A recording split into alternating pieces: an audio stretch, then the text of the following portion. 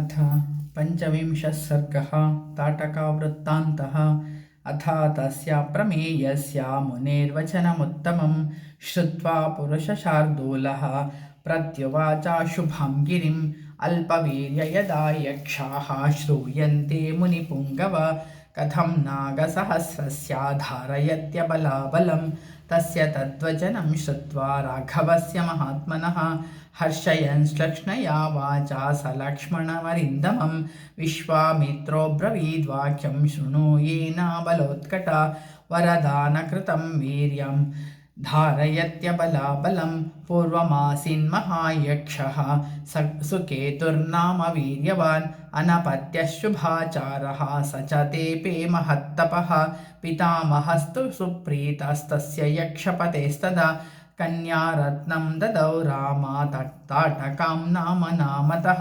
ददौ नागसहस्रस्य बलं चास्यः पितामहः न त्वेवा पुत्रं यक्षाया ददौ ब्रह्मा महायशाः तां तु जातां विवर्धन्तीं रूपयौवनशालिनीं जम्भपुत्राय सुन्दाया ददौ भार्यां यशस्विनीं कस्यचिद्वथकालस्य यक्षी पुत्रं व्यजायत मारीचं नाम दुर्धर्षं यः शापाद्राक्षसोऽभवत् सुन्देतो निहते रामा सागस्त्यामृषि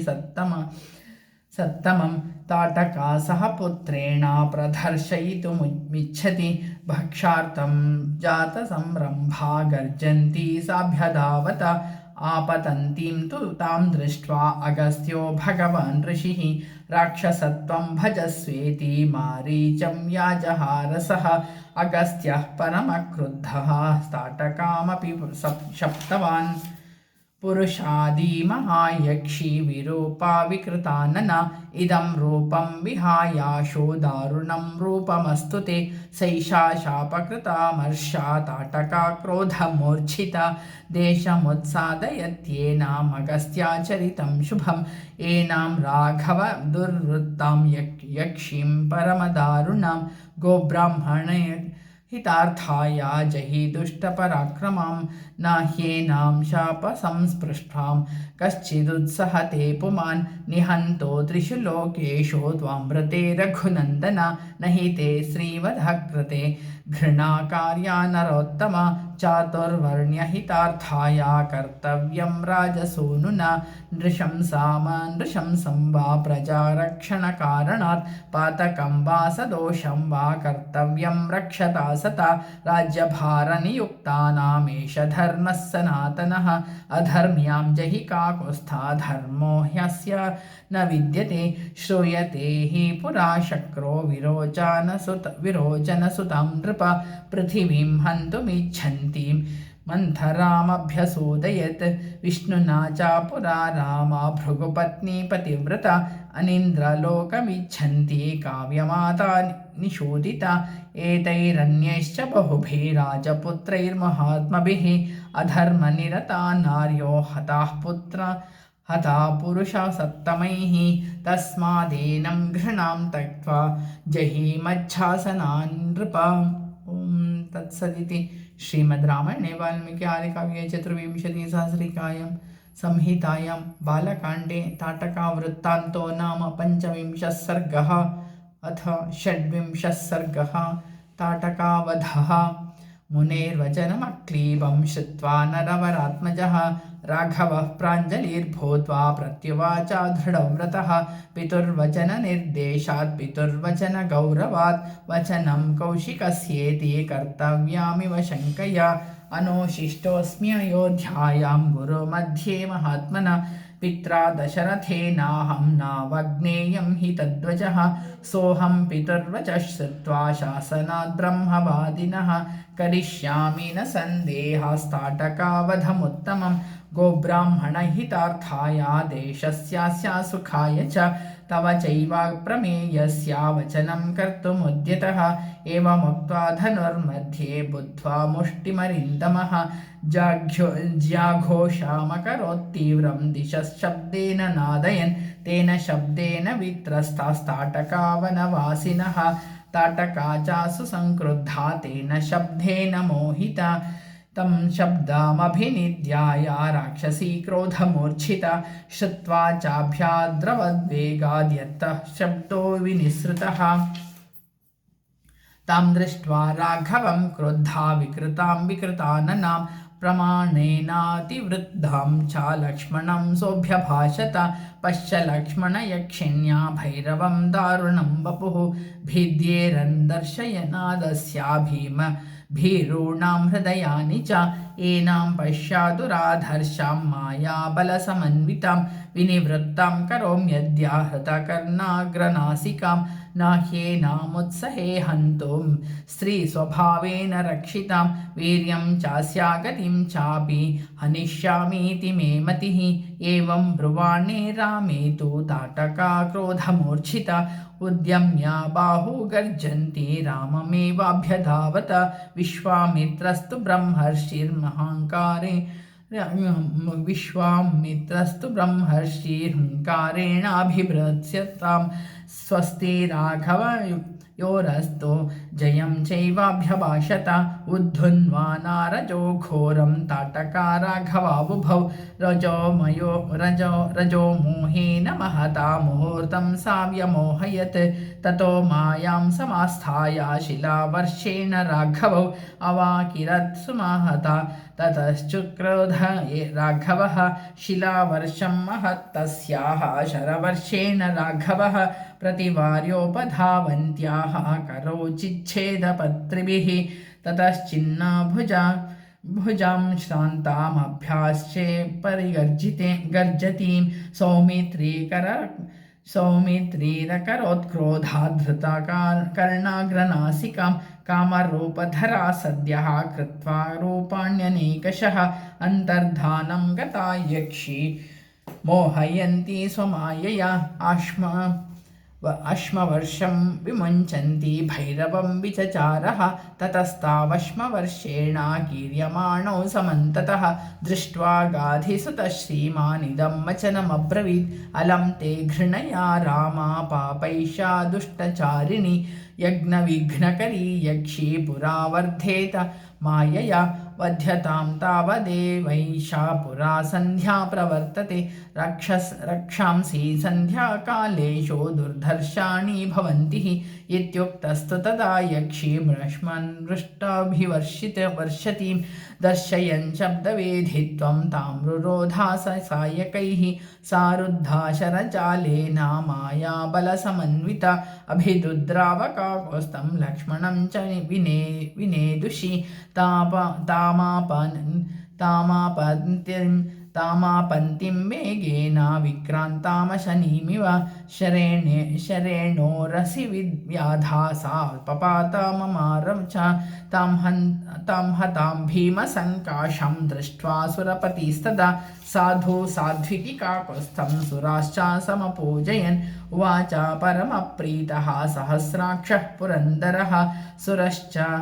सुराश्च सर्वे संहृष्टा विश्वामित्रमथाब्रुवन् मुने कौशिकभद्रन्ते सेन्द्राः सर्वे मरुद्गणाः तोषिताः कर्मणानेन स्नेहं दर्शय राघवे प्रजापतेर्कृशाश्वस्य पुत्रान् सत्यपराक्रमान् तपोबलाभृतो ब्रह्मन् राघवाय निवेदय पात्रभूतश्च ते ब्रह्मं स्तवानुगमने धृतः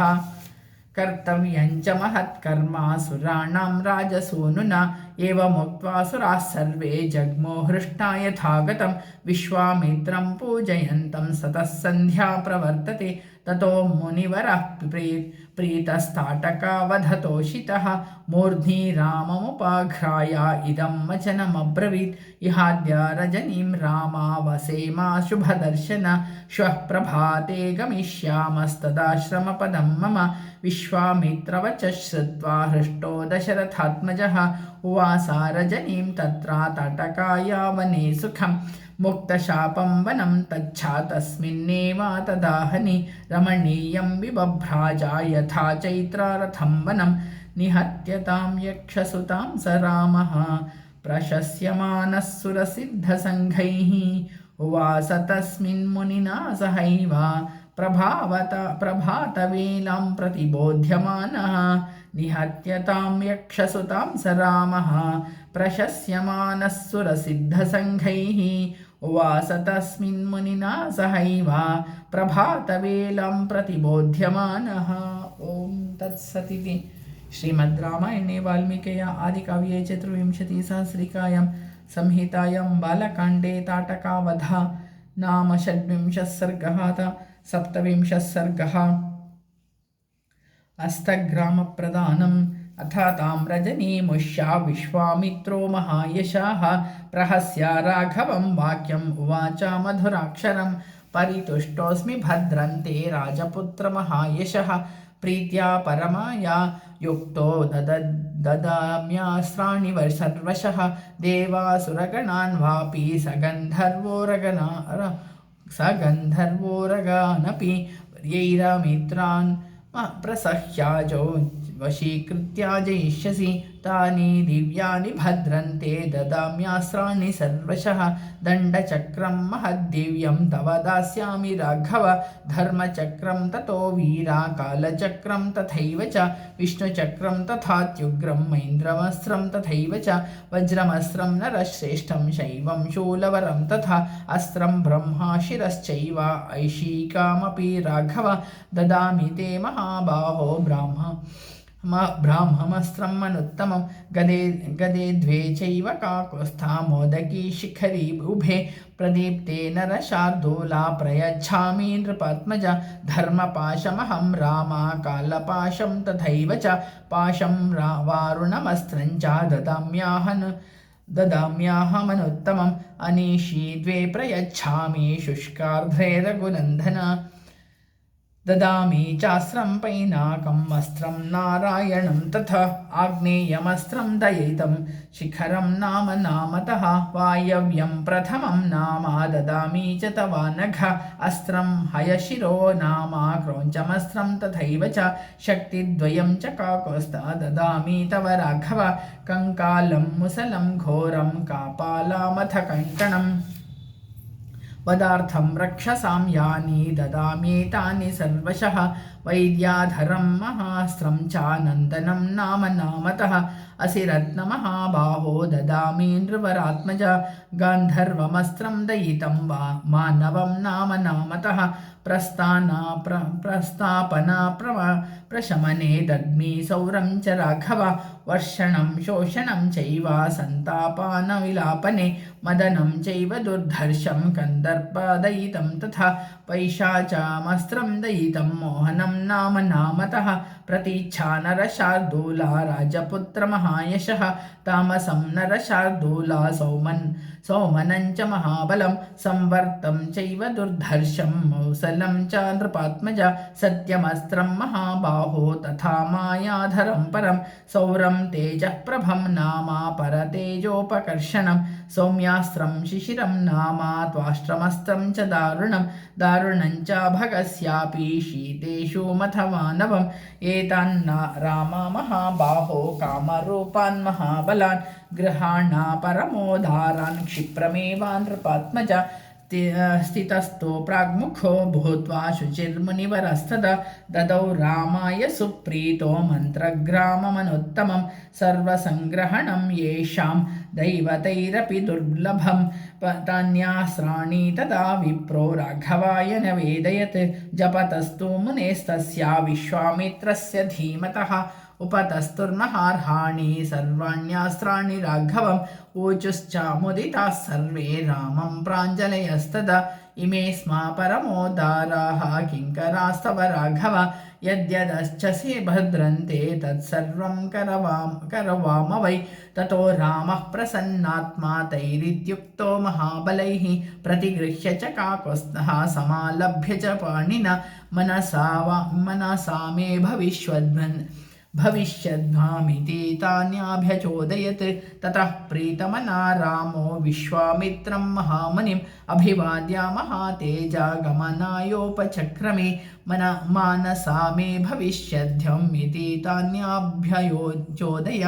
ततः प्रीतमना रामो विश्वामित्रं महामुनिम् अभिवाद्य महातेजागमनायोपचक्रमे।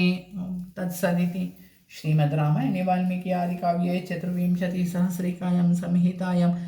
बालकाण्डे अस्त्रग्रामप्रदानं नाम 27 सर्गः।